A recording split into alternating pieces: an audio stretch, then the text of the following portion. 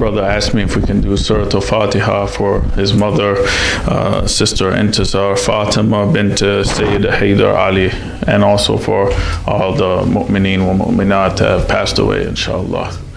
Bismillah ar-Rahman ar-Rahim, alhamdulillah, Rabbil Alameen, ar-Rahman ar-Rahim, maliki yawmiddin, iyaka na'budu wa iyaka nasta'in, ihdina sirata mustaqim, sirata alayhim al-maghdubi alayhim wa lad-dallin, Allahumma salli ala Muhammadin wa ala Muhammad.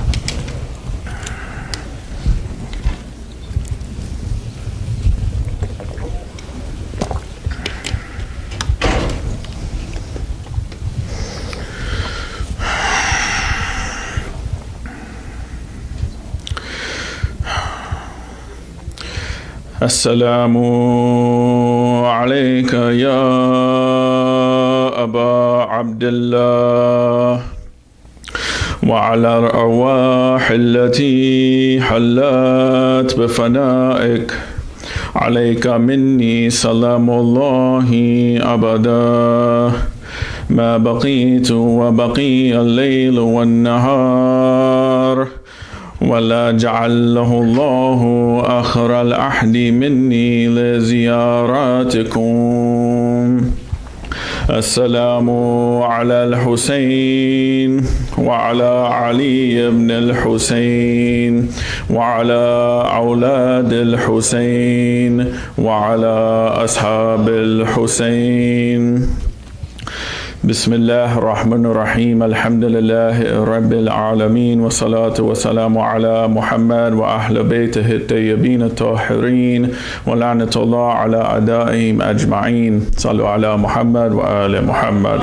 اللهم صل على محمد وآل محمد. قال الله تعالى في كتاب الكريم بسم الله الرحمن الرحيم إنما المؤمنون إخوات فأصلحوا بين أخويكم واتقوا الله لعلكم ترحمون. Allah subhanahu wa ta'ala, He says in the Holy Quran in Surah 49, Surah Hujurat, Ayat 10, believers are each other's brothers. Restore peace among your brothers and have fear of Allah so that perhaps you will receive mercy. Rasulullah sallallahu alayhi wa alayhi, Allahumma salli ala Muhammad wa ala Muhammad. He came with a universal message to unite all of mankind. His message didn't come exclusively for one group or another. It came for everyone, no matter if they were Arab, if they were Persian, if they were Indian, if they were Roman, or if they were Jewish. His message transcends race and ethnicity. It came for all of mankind and established a belief in the oneness of Allah subhanahu wa ta'ala. And through this message of Islam, our Holy Prophet had united everyone together. We come together from different places, different lands, different ethnicities, but we all come together as one big family under the banner of Muhammad wa ali Muhammad. Allahumma salli ala Muhammad wa ali Muhammad. So this belief in Islam, it unites us and makes us as one family unit. We're all here tonight, maybe we're from different places, but we all are here for the same reason, because we have love of Allah subhanahu wa ta'ala, we have love of Islam, we have love of His Messenger, we have love of His household. We're all here united on one thing. And we see that our seventh Imam, Imam Kadhim alayhi salam, Allahumma salli ala Muhammad wa ala Muhammad. He says the believer is the real brother of the believer, although his parents may not have been given birth to him biologically. The other's parents, they're from different parents, but they are the true brothers of each other. We're as one family. Doesn't matter if we have different parents, we're as one family unit. So we have to, Islam came to establish brotherhood amongst each other, unity amongst the believers. Allah subhanahu wa ta'ala says in Surah 3, Ayat 110, وَاعْتَسِمُوا بِحَبْلِ اللَّهِ جَمِيعًا وَلَا تَفَرَّقُوا. All of you hold fast to the rope of Allah subhanahu wa ta'ala and do not be divided amongst yourself. The ayat continues, and recall how he favored you when your hostility to each other had torn you apart. He united your hearts in one faith, and through his grace you became brothers. You were on the verge of falling into the hellfire, but Allah saved you. This is how Allah explains to you his revelations so that you may have right guidance. I want to talk about this ayat tonight, a little bit about this ayat and some other things as well. But I want to look at a historical aspect first. We have some good books in history. Alhamdulillah, they've been translated in the English language. One of them is The Message by Sheikh Jafar Subhani. It's very good. If you can find it, it's available online. I recommend to read it. It's quite lengthy, but it will give a good foundation about historical events in Islam. So he mentions in his book that there were about the Prophet. We have to look at the time after the people migrated to Medina. He said there were a lot of differences between those two groups of people, between Muhajirun, those who migrated, and Ansar, those who were there and welcomed them, the Prophet's helpers. We see that they both grew up in different environments, so they had different cultures. Some things may be the same, but some things are different. We can see even if we look in this country, let's take it, for example, we look at the East Coast. Someone from Georgia or South Carolina has a very different culture than someone from New Jersey or New York or Texas. Yeah, all these places, we're in the same country, but they have very different cultures. You can go 6 hours, 6, 7 hours, 8 hours, and it'd be a vast difference between the cultures. So this is one thing he was dealing with. And then also, between them, there was two tribes, Bani Aus and Bani Khazraj, and they had been fighting for 120 years. Imagine that, these two tribes. Now the Prophet is migrating from people who were trying to kill him and kill his followers. He's taking all these people, they left everything behind. Now they're coming to a brand new land with brand new culture. And in that place, those people had been fighting for 120 years. So there was a lot going on. And the Prophet had to make peace between the brothers and establish Islam and overcome those boundaries and bring these people together. So the way it looked, it would be like there was no possible peaceful outcome for this situation, because it was very difficult. But the Prophet used hikmah, and he had guidance from Allah subhanahu wa ta'ala, and he overcame these things in a very good and wise way. Allah subhanahu wa ta'ala tells us to advise with wisdom. So we have to use hikmah. So he was ordered by Allah subhanahu wa ta'ala to establish brotherhood between the Muhajirun and the Ansar. And this was one of the first things that he did when he came to Medina. He turned towards all of them and he said that you had to be brothers towards each other in pairs. So he got a person from the immigrants from Mecca and a person from Medina and paired them together. We see that in another historical book by Sayyid Ali Asghar Razvi. It has a book called The Restatement of History of Islam and Muslims. Very good. Covers from time before Prophet, before it happened, before his birth, until the death of our Master Amir al-Mu'mineen alayhi salam. Allahumma salli ala Muhammad wa ala Muhammad. He said one of the first steps that the Prophet did was to rehabilitate the homeless Muhajirun, because they had left everything behind. And they went to Medina. And then he integrated them into the economic and the social life of these people in Medina, the Ansar. So the first thing he did, he made them brothers. And then he told them they had to live as actual brothers amongst each other, respect each other, and act as this was your family. So we see that Imam Ali ibn Abi Talib alayhi salam was Allahumma salli ala Muhammad wa ala Muhammad. He was left after everyone was paired. Imam Ali alayhi salam was left without a brother.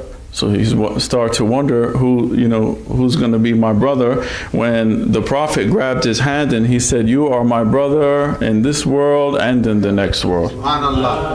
And at this moment, when Prophet said this is when the ayat was revealed that we mentioned in the beginning, إِنَّمَا الْمُؤْمِنُونَ أَخْوَاتٌ فَأَصْلِحُوا بَيْنَ أَخْوَيْكُمْ وَاتَّقُوا اللَّهَ لَعَلَّكُمْ تَرْحَمُونَ. Verily the believers are brothers to each other. Restore peace peace among the brothers. This is when this ayat came down, is when the Prophet told all of the people in Medina that Ali alayhi salam was his brother. So we see that these Ansar, how did they treat Muhajirin? They actually treated them better than their own family. They treated them, they took them into their homes. They gave them half of their items for their household. They gave them half of their business, half of their land. They, they integrated them into their business, and they set them all up. Subhanallah, how they treated those people who came to them. I don't think we can find any generosity like that today. If someone comes to us and they need something, are we going to give them one floor of our house? Are we going to we have 2 cars, we're going to give them one of our cars? Are we going to give them half of our bank account? No, but these people, they did that. Yeah, they did that. Maybe we give them $10 and tell them, the shelter is over there, and send them on their way. But these people were very unique, and they earned a lot of barakat for that. They treated them better than their own family. He says in his book, he said that history cannot produce a parallel to the generosity of these Ansar. And they hosted them in their homes, and they made sure that they got established in that land. And we see that an ayat had came down about them, that Allah subhanahu wa ta'ala says, those who established a community center and embraced the faith before the arrival of the immigrants, love those who came to their town. They were not jealous of what is given to the immigrants. They give preference to them over their own selves, even concerning the things that they themselves urgently need. Whoever controls his greed will have everlasting happiness. This is Surah 59, Ayat 9. Allah subhanahu wa ta'ala is saying that these people, on the basis that they both believe in the Prophet and they both believe in Islam now, they preferred these people over their own selves. And they didn't know them. Imagine someone just coming from another town here, and we treated them better than our own family. They loved those people based on this uniting factor that we have, Islam. They weren't jealous of them. They weren't hostile towards them at all. They just welcomed them with open arms based on this love of Islam that we have. Sallu ala Muhammad wa ala Muhammad.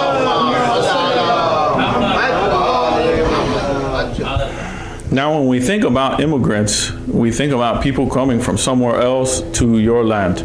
Someone coming from a different country to one country, or someone migrating from one coast to another coast, or one city to another city. But I want to take a moment and look at it from a different angle.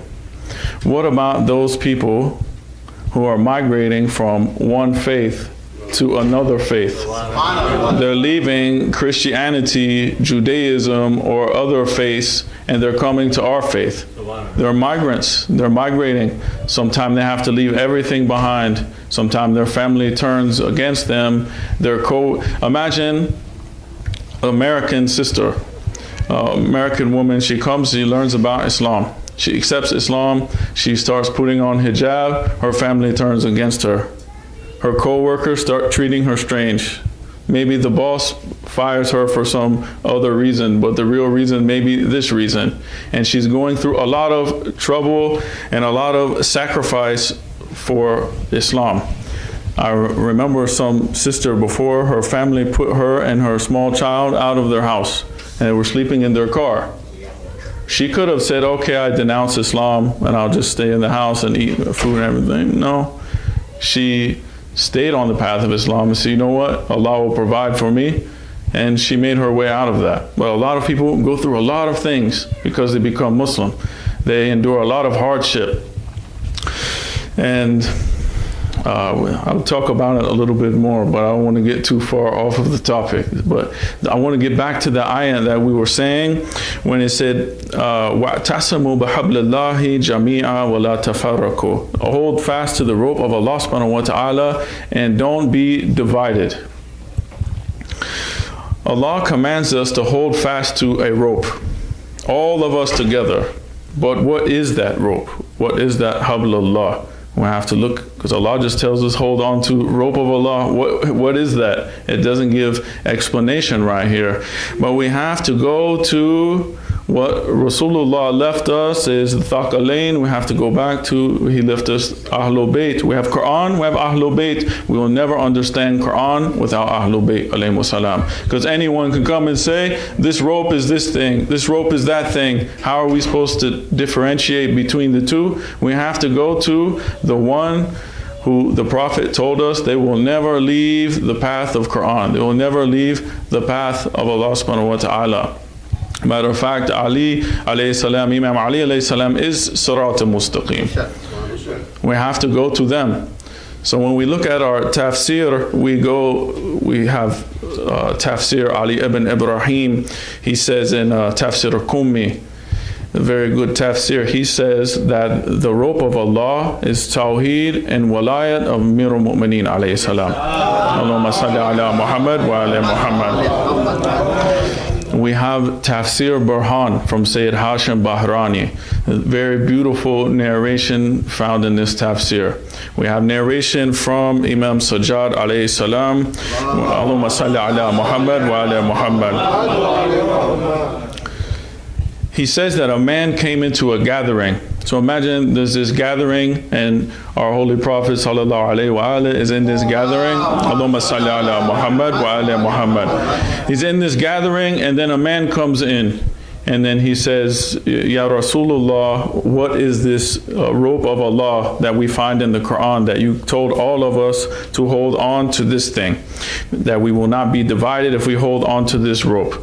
So Prophet, he raised his head and he pointed at Ali ibn Abi Talib and he said, that is the rope of Allah. If you hold on to him in this world, you will not stray in regards to your hereafter. Subhanallah. So he pointed at him, told, this is the rope of Allah subhanahu wa ta'ala.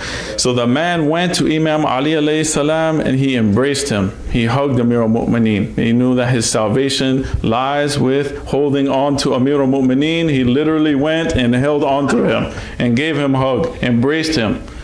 And the man was very smart. He went to the Prophet and he told the Prophet, can you ask Ali to seek forgiveness for me? Because he knows if Prophet tells him, he has to do it. So he asked Prophet, can you ask Ali to seek forgiveness for me? So the Prophet told him, no, you can go directly to him and ask him to seek forgiveness for you. Now don't people say, when we do tawassul, it's haram, we have to go directly to Allah subhanahu wa ta'ala. Wouldn't the Prophet have said, no, you can't go to Ali, you have to go pray directly to Allah subhanahu wa ta'ala? The Prophet directing people to go to Imam Ali alayhi salam, ask Amir al-Mu'mineen to seek intercession for you, to ask forgiveness for you. Subhanallah. So the man went to him and he asked Amir al-Mu'mineen alayhi salam, he asked him, Mawla said, do you understand what the Prophet told you? He told him, yes, I understand. Then he said that if you hold on to this rope that he has told you, then Allah will forgive you. And if you let go of that rope, Allah will not forgive you. Subhanallah. So we're looking for forgiveness. We have done things, sins. We want forgiveness of Allah subhanahu wa ta'ala. The key to getting forgiveness is holding on to walayat of Amir al-Mu'mineen. This is the way. He says himself, if we let go of that rope, we are cutting the rope. We're letting go of it. We cannot achieve forgiveness without walayat of Amir al-Mu'mineen alayhi salam. Sallu ala Muhammad wa ala Muhammad. We can go in many tafsir. This is just two of them. There's so many of them, and they all state that this hablullah, this rope of Allah subhanahu wa ta'ala, is the Ahlul Bayt alayhi salam. All of them, you can go look in any of them. They will all say this. It's not just one narration and that's alone. There's many of them. And we go to the second. So this is wa'tasimu bihablillahi jami'a, the first part. Hold on to the rope of Allah altogether. What about the second part? Wala tafarraqu. Don't be divided. So we also go to tafsir, see what Ahlul Bayt alayhimus salam they have to say about this. So we see that in tafsir Qummi about this part not be divided. We have narration from our fifth Imam, Imam Muhammad al-Baqir alayhi salam. Allahumma salli ala Muhammad wa ala Muhammad. He said, Allah, the blessed and exalted, knew that the people would divide and differ after their prophet. Therefore, he prohibited them from dividing, just as he told the people from before not to divide. He knew this would come. So, it said, then he, Allah, commanded them all collectively to unite upon the walayat of Muhammad wa ala Muhammad alayhi wa salam. Allahumma salli ala Muhammad wa ala Muhammad. So, in order for us to have true unity, it has to be upon uniting upon walayat of Ahlul Bayt alayhi salam. This is the way that we won't get divided. Look now, when we have all of these problems in Islam, we have this faction doing this one doing that, this one doing this. There would have been none of this if they would have all stuck to the clear path that was laid out to them in Ghayr Qum. If they would have stuck to Amir al-Mu'mineen alayhi salam, they wouldn't have all of these problems. We would all be on the same path. The problems started coming. They say, oh, Shia is a sect of Islam, but it's not a sect of Islam. This is the path Prophet told us. The sects came when people started leaving that. And they started saying, oh, we don't want to follow Ali, we want to do our own thing. And they started doing various things, and we have all of these branches. Those branches came because they left this path. Because Allah told us if we're not going to be divided, hold on to walayat. This is the only way that will keep us united. I've witnessed this other part of this ayat. I want to say the other part. He says, and recall how we favored you when you had hostility to each other, and it had almost torn you apart. He united your hearts in one faith through His grace, and you became brothers as you were on the verge of falling into the abyss of the fire, but Allah saved you. I've seen this with my own eyes in this life, and many of us probably have seen this too. I've seen rival gangs who are enemies of each other. We have the Bloods and the Crips and gangster disciples and vice lords. We have black nationalists and white supremacists. We have all of these polar opposites that hate each other, kill each other on sight. And then I've seen all of these people, from amongst them, there's people that embraced Islam and they were the best of friends. And if you mess with one, you have to mess with the other. And they will sacrifice and lay down their life for the other one. When just yesterday, they would have probably killed each other if they saw each other at a gas station. But this is what Islam does. Islam is the answer to unite the hearts of people, because we all come together based on this love of Allah subhanahu wa ta'ala, love of His Prophet, and love of Ahlul Bayt alayhimus salam. Allahumma salli ala Muhammad wa ala Muhammad. This love of Ahlul Bayt alayhimus salam, it's stronger than our own kinship with our families. It unites us, it unites our hearts together. Like I said before, that our Imam said that the true brother of another is the one who has this walayat. This is what unites our hearts together. And it's the core of our unity is based on this walayat of Amir al-Mu'mineen alayhi salam. There's nothing else. Allahumma salli ala Muhammad wa ala Muhammad. It's stronger than this kinship. Because some of us might have family that maybe we're not so close with, or even we have close family. For example, I have a family, my family, they're non-Muslims, but then I have another family, I have you guys here and all of the Shia throughout the world, and I feel so close with my believing brothers that I can talk with them about things that I might not be able to talk to my family about. Maybe they don't understand. And I'm able to talk with someone else because we both have that walayat, we both have that love of Ahlul Bayt, and I feel it unites us and brings my heart closer to them than to anyone else. We have things that we say, if we have a complaint, we have to make a complaint. Sometimes we get upset and we want to complain, but if we complain and we vent, we're not complaining against Allah subhanahu wa ta'ala, na'udhu billah, but we have some time we have to get our emotions and we have to talk to someone. We have narrations that say if we talk to a believer about this, that this is good. But if we talk to a disbeliever about these complaints, it's like we're complaining against Allah subhanahu wa ta'ala. But it's okay for us to talk to our believing brothers and sisters when we're going through problems. And this is because we both have that same mutual love of Ahlul Bayt alayhimus salam. And Allahumma salli ala Muhammad wa ala Muhammad. So one of the things I wanted to look at is what makes a good community. So community building, because right now we're talking about brotherhood, and this is one of the pillars of establishing a good community. And when I say brotherhood, I mean also sisterhood too, amongst the sisters. It's not just brotherhood. This is speaking for everyone. And we can find, the best example in Amir al-Mu'mineen alayhi salam is being welcoming. Allahumma salli ala Muhammad wa ala Muhammad.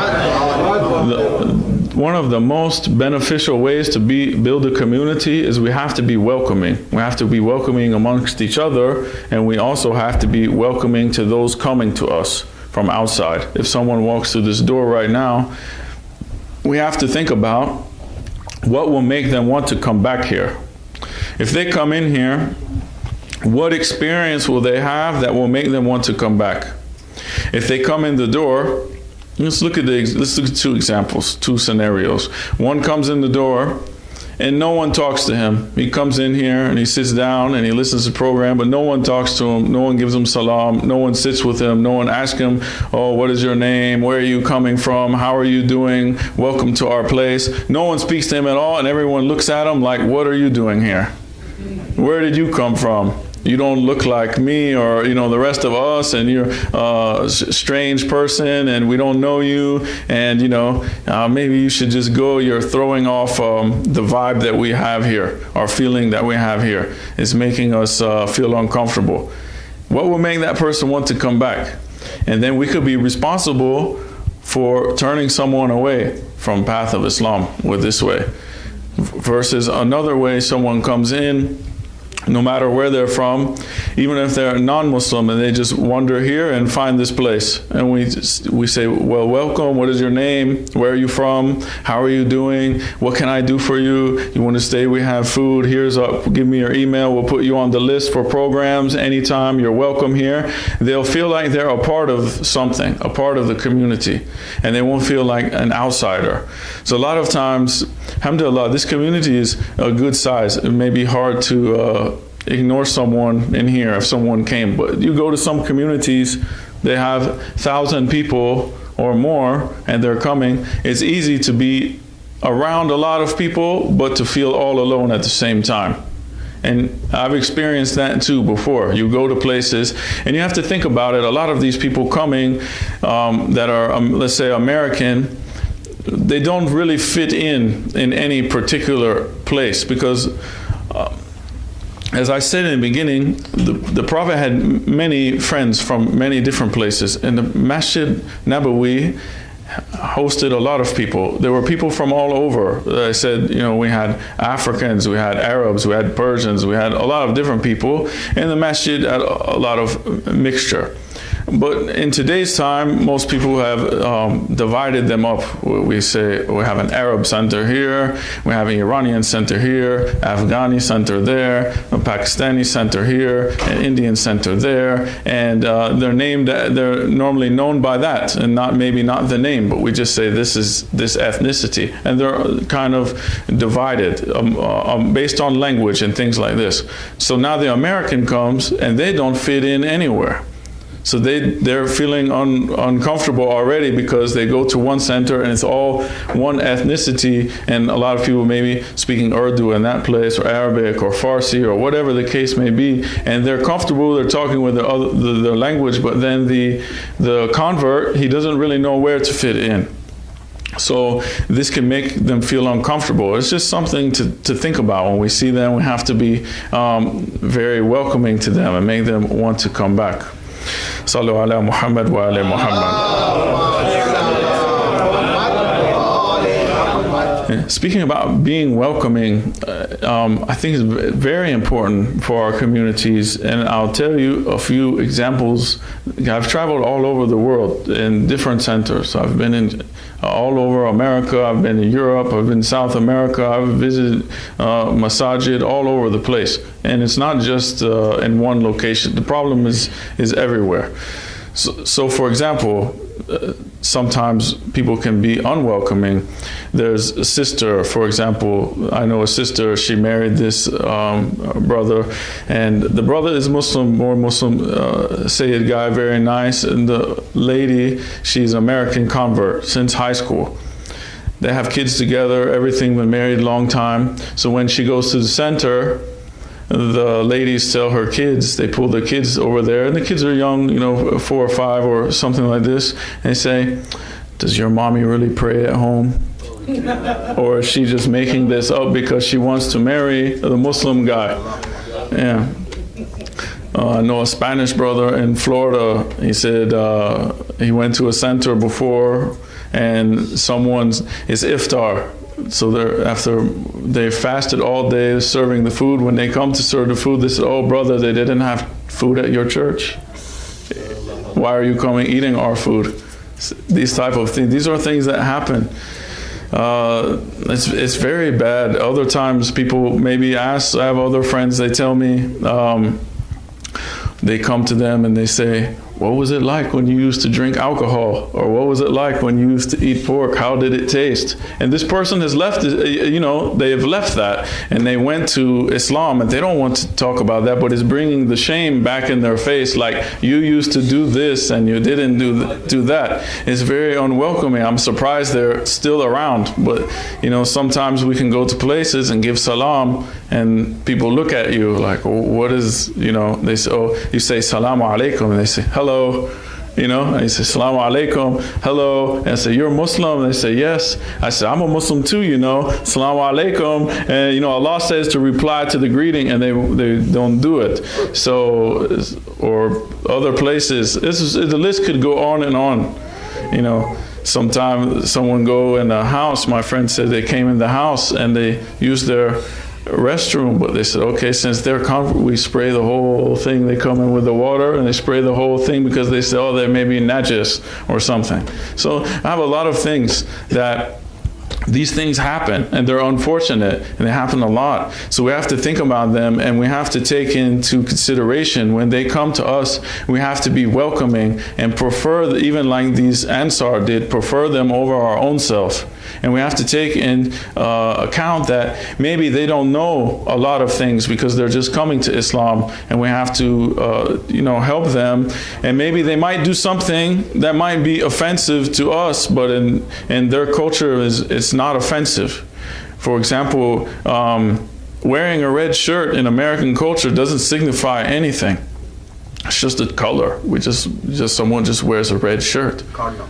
Yeah, okay, yeah. So if you wear a red shirt, in the time of Muharram, people maybe get offended, astaghfirullah, what are you doing wearing red? It's Ashura, they don't know any better. Maybe they didn't know. It's just another shirt for them, So a lot of things they do, we have to deal with them with patience and help them, and eventually, inshallah, they'll get to learn things and learn the culture. But the key is to be welcoming to them, and we have to respect that they had the tawfiq from Allah subhanahu wa ta'ala to even acknowledge the Ahlul Bayt alayhimu salam. This is tawfiq that all of us have, no matter we're born Muslim or not. This is still tawfiq. How many people we know? I know all of us know people that were born Muslim, and it could be even Sayyid, and they have left path of Islam, right? It's tawfiq that we're even in majlis tonight. Allah, it's not just because we got in our car and we got here and we drove and we came here. It was simple as that. Allah subhanahu wa ta'ala gave us that tawfiq to be able to come here and attend majlis. Allahumma salli ala Muhammad wa ala Muhammad. You know, these majalis, I don't want to spend too much time on it because it's a whole nother topic in itself. But Allah subhanahu wa ta'ala, there's a narration that said that those that attend the majalis of Abu Abdullah alayhi salam, that he shows them off to the angels. He flaunts them to angels. So us here in this majlis, inshallah, Allah subhanahu wa ta'ala will tell angels, look down at this place. Look at them. And they are remembering Imam Hussein alayhi salam, and he will show them off to angels. This is tawfiq. This is the houses that say salawat. The angels rub their wings on those houses before they go back to the heavens. They see those houses as nur in the earth. So when we see, imagine you've flown in the plane at nighttime and you're flying over places and you look down at night and you see all of those lights. And then some places are dark. I always think when I read this narration, maybe this is how angels see the houses that say salawat. They see the earth and they see these dots of light and they say, you know, these are the houses that say salawat. Allahumma salli ala Muhammad wa ala Muhammad. I want to take a look at a couple personalities. One of them is Abu Dhar al-Ghifari, famous companion of Rasulullah sallallahu alayhi wa alayhi, and also Amir al-Mu'mineen alayhi salam. Allahumma salli ala Muhammad wa ala Muhammad. Abu Dhar has a very interesting path. He's a very interesting personality from the beginning of his life until the end of his life. It's very interesting. So before Islam, they used to be notorious, if we can say, like a gangster. They were highway robbers. They would get the caravans would come, and everyone was afraid of this tribe, and he was the head of the tribe. So he heard that there was a prophet in Mecca, so he went to Mecca, and he was there for a few days looking for this prophet. But he didn't want to come out openly and say, because there was a lot of oppression at that time. So Imam Ali alayhi salam saw him and welcomed him and said, come with me, you know, I'll take you to him. And he welcomed him. He said, you're a stranger here. And he took him and brought him to the prophet. Now, how did the prophet welcome him? Obviously, they know who he was. Everyone knows this person, what he does and everything. Did the prophet say, no, you're not good for my religion. I don't think I want you here, you know, in my religion. You're going to make us look bad, or you're going to make our center look bad, or these type of things. No, prophet taught him about Allah subhanahu wa ta'ala, taught him tawheed, and embraced him openly. And we have to take example from that. What if someone came in that door that doesn't look like us? Let's say an African American guy comes in and he came out and he has tattoos from neck or face all the way down, 12 gold teeth, right? I know, I have friends like that I grew up with, and they're Shia. They don't even have a, if they wanted to get a tattoo, they wouldn't even have a space. And they have all gold teeth. And if you see them, a lot of people will be intimidated but they are Shia. They follow the Imams. But if they come into majority of our center, people are going to look at them and get, oh, I'm scared, or, you know, take the money and go, you know.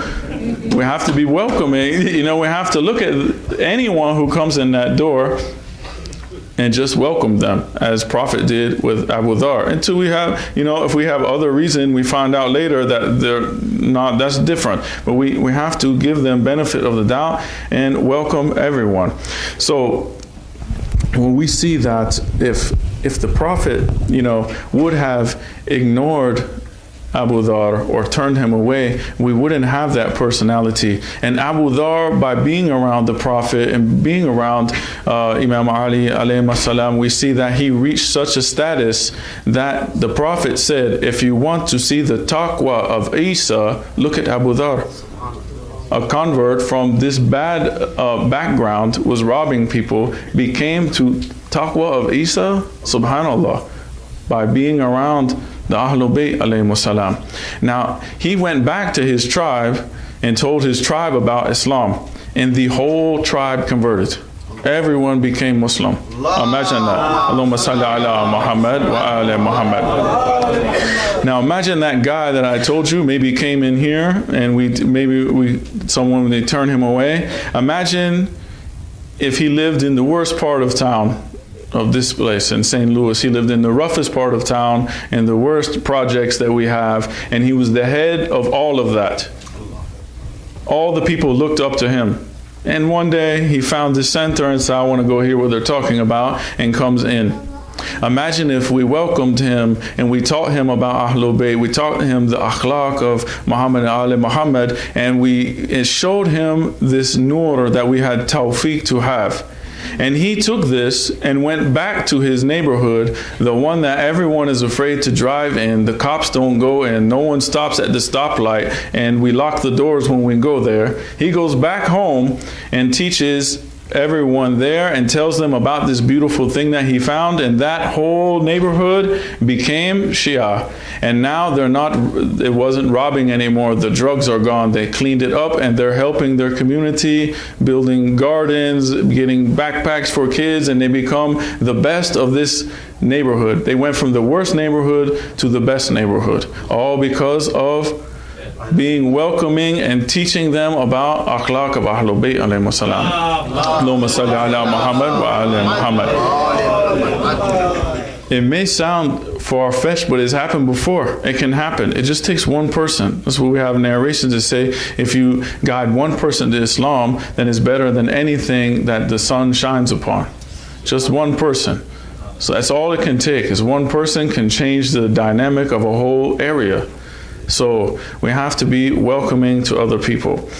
So this is about Abu Dhar. Also, we see that Amir al-Mu'mineen alayhi salam, during his Allahumma salli ala Muhammad wa ala Muhammad,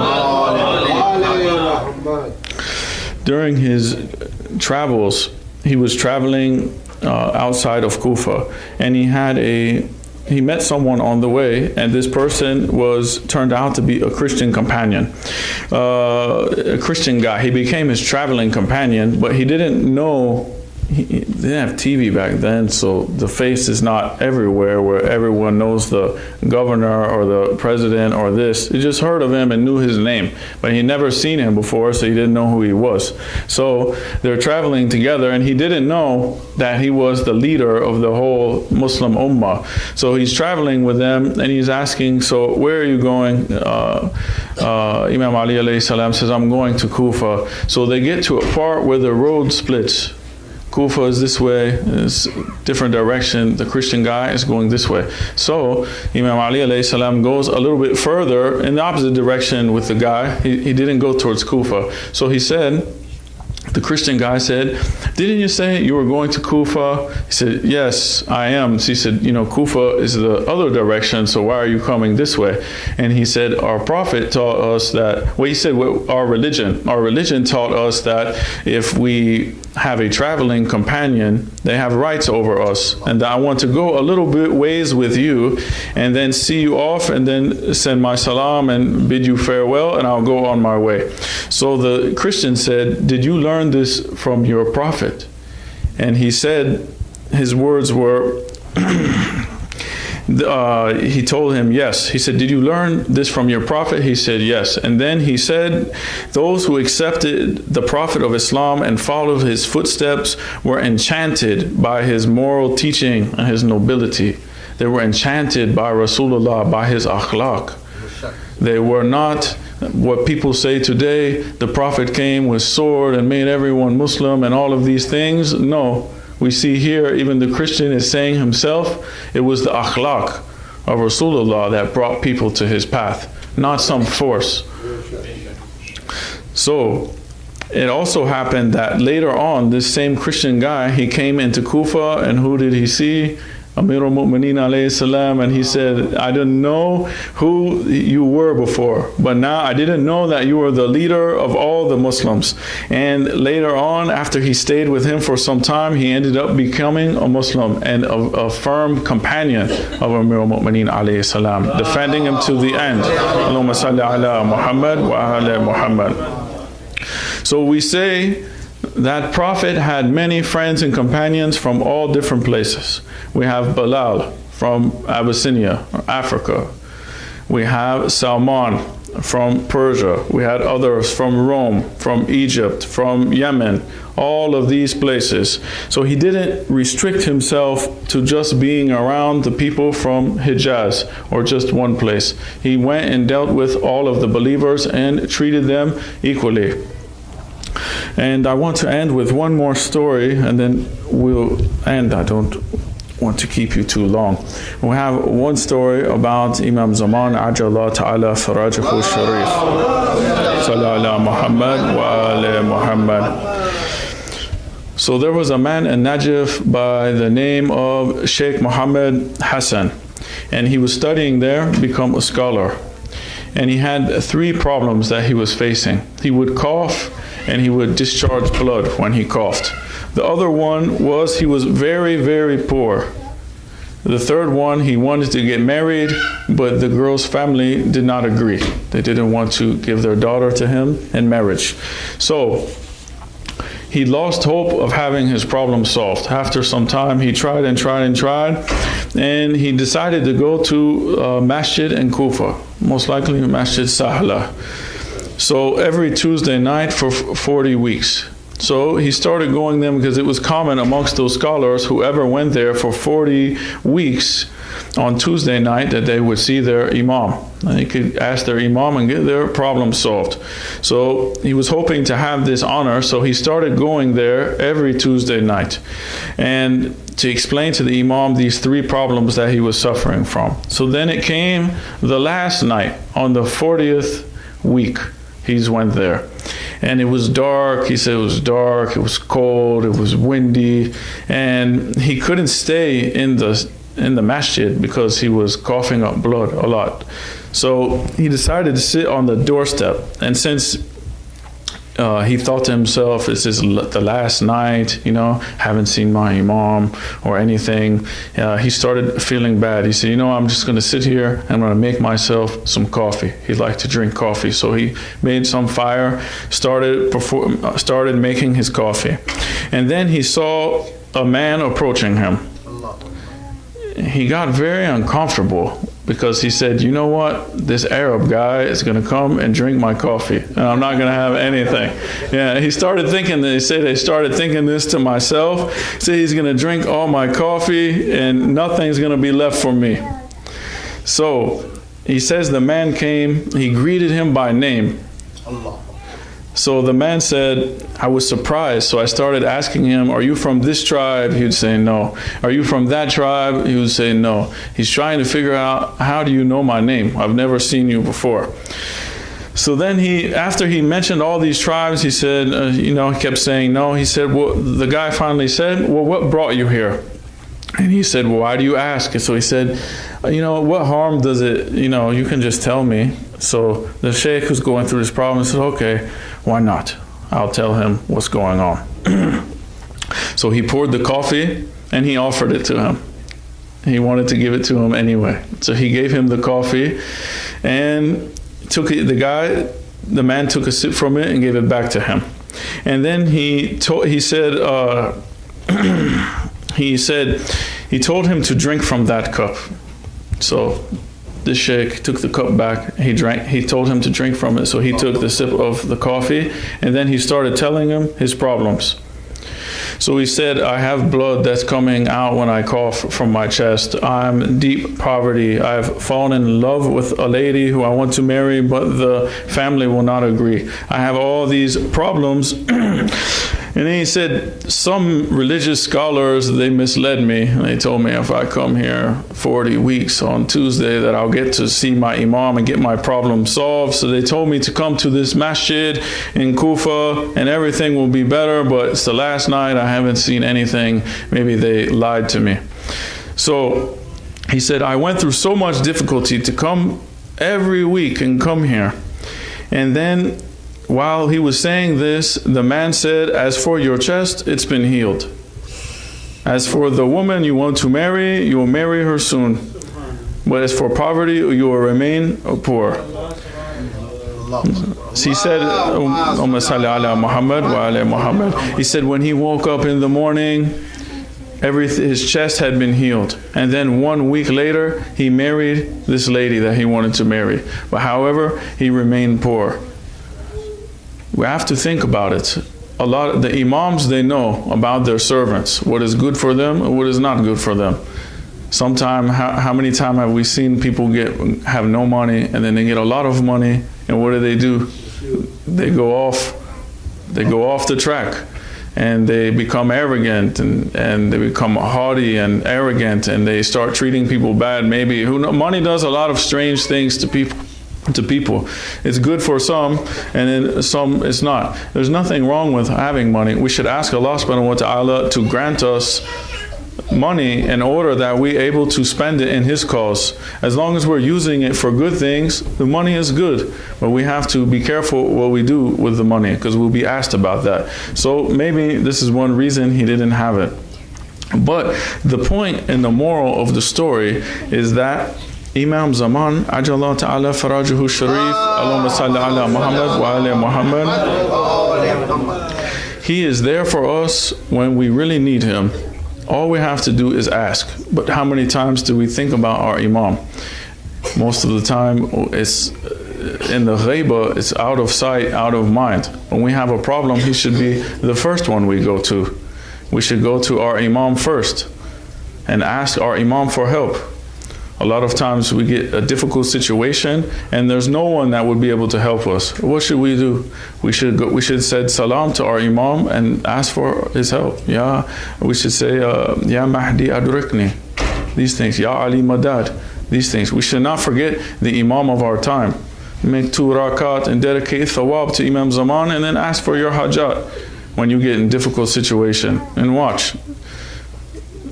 Things will work out. The Imam is there for us, but we don't take advantage and use our Imam. We don't go to him. Our Imam must be very lonely because he has so many Shia, but not many call out on him except on Friday.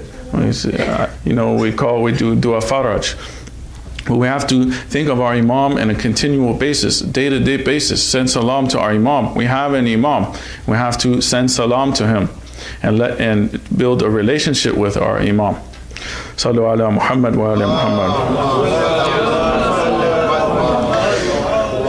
The second benefit from this story that we get is that we have to be welcoming and embrace everyone. We see how this man, he wasn't comfortable sharing that coffee with the man. Imagine if he would have turned him away.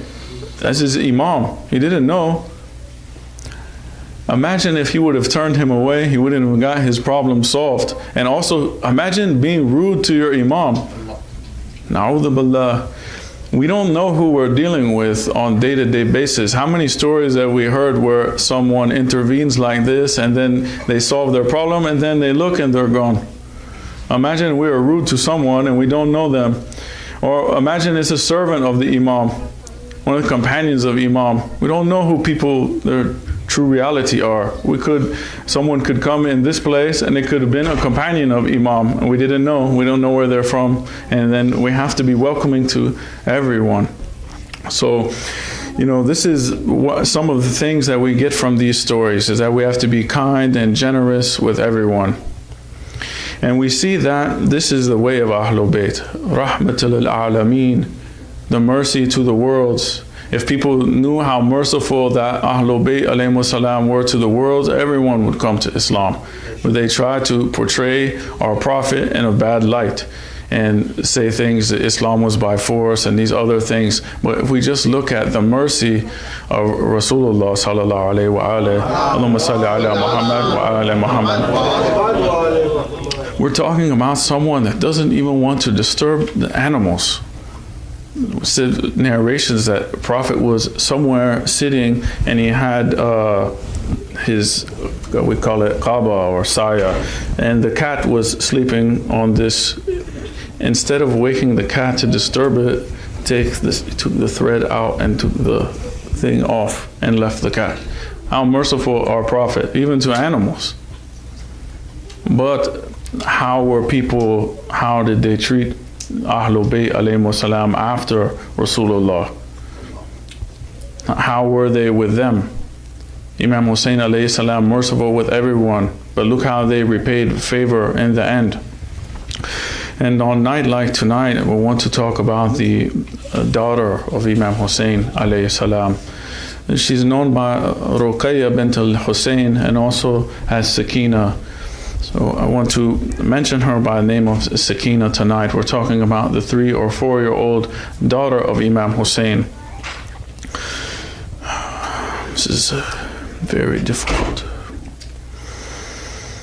After hearing what happened in Karbala, we see that Banin alayha salam, she got the news and she started making her way slowly towards Jannatul Baqi.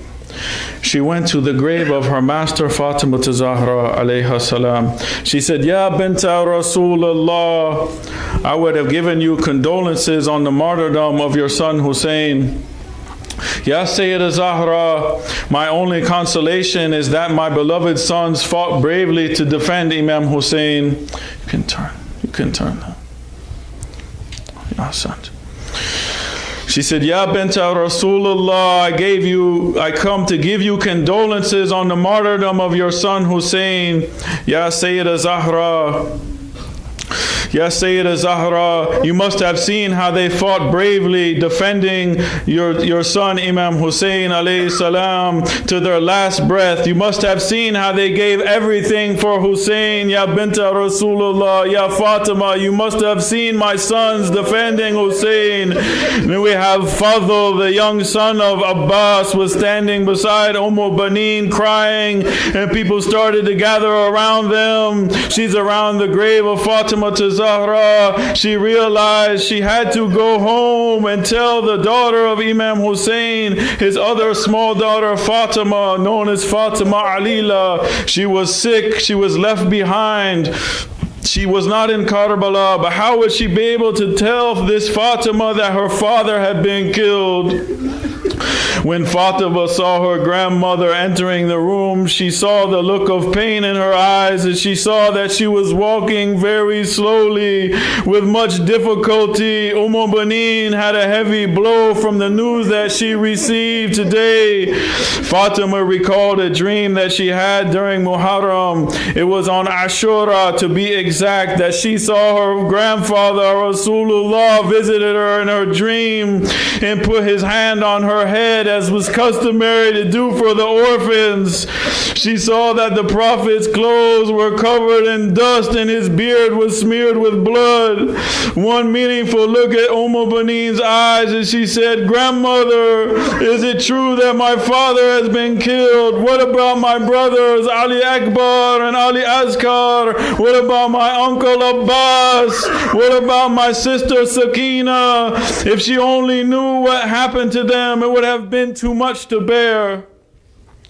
This tragedy is a tragedy that caused the heavens and the earth to shake. It caused the sky to rain blood, and all of the animals cried out in grief at the killing of Imam Hussein alayhi salam. Her younger sister Sakina had a special place in all of their hearts. Imam Hussein used to say, a house without Sakina is not a house worth living in. Sakina used to go to sleep with her head on the chest of Abu Abdullah as he would tell stories of her grandparents, Fatima Zahra and Imam Ali, and of her grandfather Rasulullah. When from the 2nd of Muharram, the armies of Yazid began to gather in Karbala, Hussein said to his sister Zainab, the time has come for you to get Sakina used to going to sleep without me being there. Ya Allah. Sakina would follow her father at night, and Hussein had to gently take her back to Sayyida Zainab. Sakina had a special bond with her uncle Abbas. He would always give her anything that his heart desired. Anything that she wanted, he would give it to her. But now it was killing him to see her so thirsty. Sakina heard the cries from the other children due to her thirst. All the kids would be crying, Al-Atash, Al-Atash. It could be heard from the camp of Imam Hussein. She brought her container of water to Abu Fadl al-Abbas and requested him, please get some water, if not for me, but for the thirsty children of Ahlul Bayt. They waited all patiently with parched lips for Abbas to return with the water. But when she saw Imam Hussein bringing back the blood-drenched alam, she knew that her uncle had been martyred. And from that day, Sakina never complained of thirst ever again. Imam Hussein then stands in the center of the camp and cries out his last farewell to the ladies. The ladies and children weep and wail as they say farewell to their Imam. Wa Husseina, Wa Husseina. Imam walked towards his horse. There's no one left to help him mount, but Sayyidah Zainab steps forward. She holds the reins of the horse as the Imam mounts the horse. The horse moves a few steps forward and then it stops. Imam Hussein urges the horse to move, but it stands there looking at its hind legs. Imam turns his head, and who does he see? He sees Sakina clinging to the horse's leg. Oh horse, don't take my father away from me. Don't let them make me an orphan. The Imam dismounts. He says, Sakina, you are the great granddaughter of Rasulullah. I love you so much that if you tell me don't go, I won't go. But if I don't go, then Islam will be destroyed. How can I face Rasulullah on the day of judgment?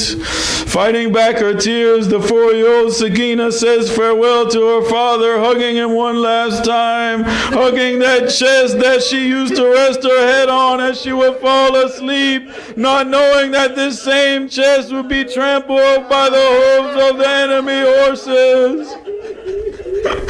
Allahu Akbar.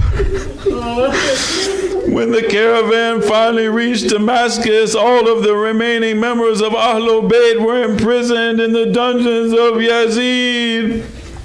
Bibi Zainab reports that the place was so cold at nights that no one could have proper sleep, and during the day it got hot like an oven.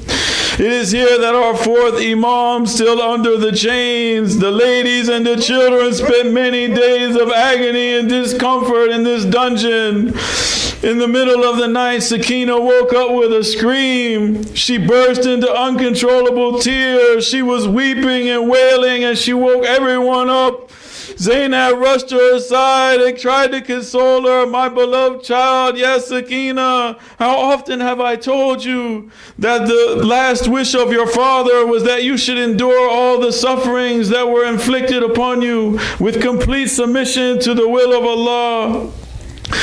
This young girl, Sakina, tried to control herself. She replied, dear auntie, I know that, but in my dream I saw my father. He came to me and said, yes, Sakina, you've suffered enough. My darling, the days of your suffering are over. Now I have come to take you with me. Come with me, yes, Sakina. I narrated to him in my dream all of the sufferings I have endured since he did not come back from the battlefield. I told him how I had gone in the dark of the night in search of him, what a dream it was, and what a disappointment it is for me to know in reality I will be away from my father. Saying this, she burst into uncontrollable tears. This grief of Sakina was so intense that the ladies lost control. They lost control of their emotions, and their echoes of Wa Husseina started echoing throughout these prison walls. Yazid heard these calls and these cries, and he sent his guards to find out what happened. When Yazid was told that Sakina had seen her father in a dream and was crying uncontrollably, he asked his men to put the head of Imam Hussein on a silver tray and to cover it with a silk cloth and take it to the prison. Yazid's men entered with the covered tray and they placed it before Sakina. She cried out, I'm not hungry. I don't want any food. I only want to see my father. Where is my Papa, Ya Hussein? Why has he left me after promising me that he wouldn't leave me for long? One of Yazid's attendants removed the cloth from the tray, and Sakina beheld the face of her father, that face that she had kissed 1,000,000 times. It was that same dear face, though his beard was now smothered with blood. With a cry, she flung herself onto that tray, and she snatched the head from it and started hugging it to her heart. In indescribable grief, she bent down over the head and she put her small cheeks against the cheek of her father, as she used to do when he was alive. Within a few moments, her sobs stopped, and so did her heartbeats.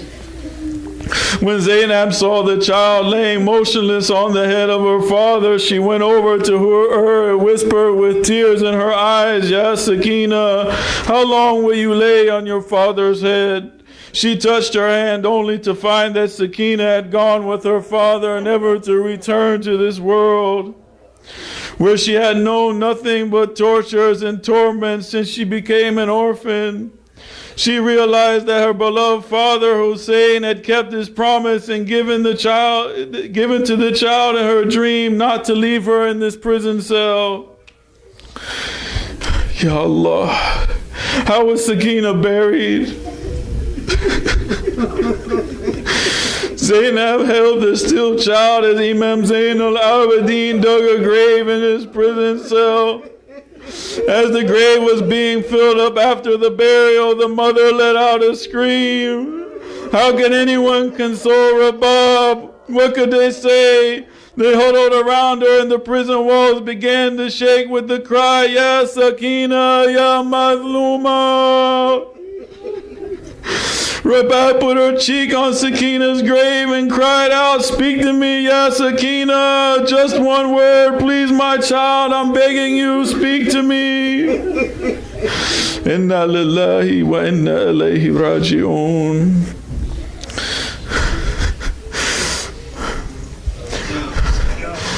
Ya Hussein. Ya Hussein.